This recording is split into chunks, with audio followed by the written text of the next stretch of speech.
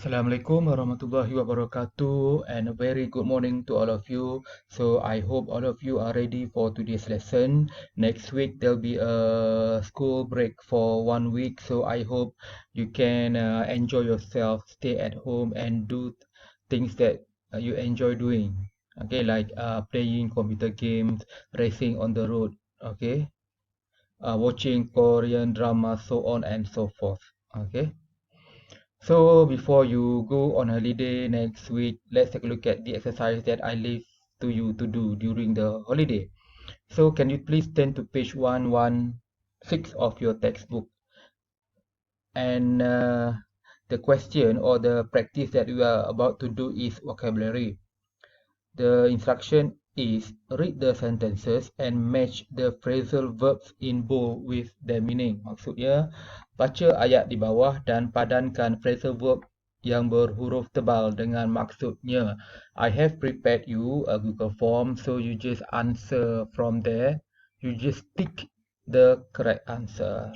So there are how many options? 1, 2, 3, 4, 5, 6, 7, 8. There are 8 questions and 8 options for you to choose from. So let's take a look at number 1. I fell out with James after he broke my MP3 player and we haven't spoken since. So you need to find out the meaning of fall out with. Okay, you can choose from the options given. Number 2, who do you think I take after, my mother or my father? Take after, what is the meaning of take after? Okay, number 3, when Steve has a problem, he usually turns to his best friend Carl. Turns to, apa maksud turns to? Number 4, the two friends sat down after the argument. Kedua-dua kawan itu duduk bersama-sama selepas bertengkar to try, untuk mencuba and work out their differences, perbezaan. What is the meaning of work out? Okay, number 5, the only person who stood by me. Find out the meaning of stood by. Seorang yang berdiri dengan saya throughout my illness was my cousin Jim. Illness, demam, sakitan. Okay, throughout, sepanjang. Number 6, many young boys look up to. What is the meaning of look up to? Famous football players and try to copy them. Dan cuba untuk meniru uh, pemain bola sepak terkenal.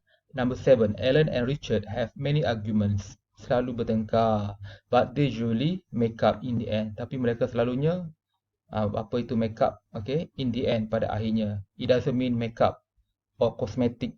Number 8, when David told Faye the bad news, bila David beritahu Faye tentang berita buruk, she just broke down completely. Dia broke down completely, sepenuhnya.